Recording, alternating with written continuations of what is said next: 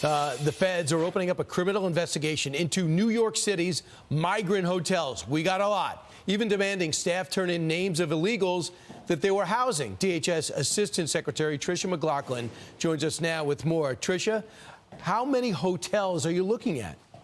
We're keeping everything on the table, Brian. And keep in mind, this Roosevelt Hotel that's so notorious, it is a base of operations for Tren de Aragua, which is a vicious, vicious gang. It's also housed Laken Riley's killer. But I'm so glad President Trump put a team together with Secretary Noem, Attorney General Bondi, that's going to go after these criminal aliens. It is unacceptable that we have these sanctuary city policies. I know Secretary Noem was just in New York City last week. She called on the governor to end these sanctuary city policies. She called on the city council to end them. They are really harboring these gangs, these cartel members, these murders and these rapists in New York City. It's making the city much less safe and Americans less safe. Absolutely. So what they do, too, some of the gang members get there, and they'll take the other teenagers who are also there, and they'll convert them. Say, listen, you're not doing anything. You can't work. We're still waiting to go to school. So they become TDA right here in New York City in America.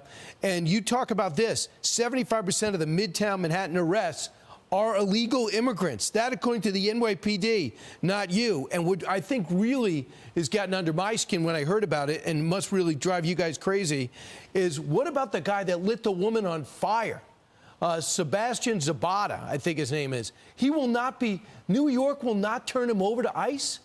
They will not respect the lodging that ICE, so they will not return him over to ICE because of their sanctuary city policies. Secretary Noem just went to Coney Island subway stop, which was the site of that horrific, depraved act by that illegal alien. And we need that woman to see justice. We need New York City to see justice. We must end these sanctuary city policies and get these ICE officials the tools and resources they need to be able to do their jobs. They haven't been able to do it for 4 years. So a couple of things are pretty clear.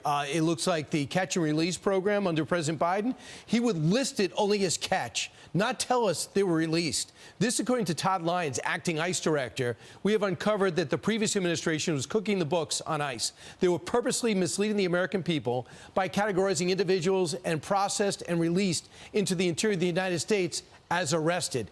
They go on. How disingenuous is that?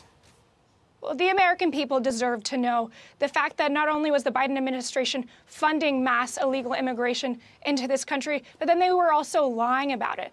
Under Biden, the Department of Homeland Security directed ICE that when they process hundreds of thousands of illegal immigrants, they should not detain them, but they should release them into the interior of our country and count it as an arrest to deceive the American people. It's been stunning to see what media outlets will not cover this. It should be uncovered. Absolutely, but no one's watching them. That's the good news. California is exploiting Medicaid, a loophole, to pay billions of dollars for illegal immigrants' health care. So they're using Medicaid that comes from the government now. We're doing a lot thanks to Obamacare in many ways.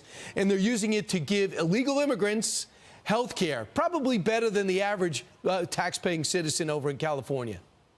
We need to use end every incentive to illegal immigration. The Trump administration, President Trump, Secretary Noem, just launched CBP Home, which is a self-reporting, self-deporting app to get illegal immigrants out of this country. The incentive is that if you leave now, you may have the opportunity to return the legal right way and live the American dream. But if you do not leave now, we will find you, we will arrest you, and you will never be able to return. All right, we'll see what happens, Tricia. We'll move this forward, and hopefully there'll be enough pressure from this killer, suspected killer, to get him out and get him out of the country. Tired of paying for him, all of these guys.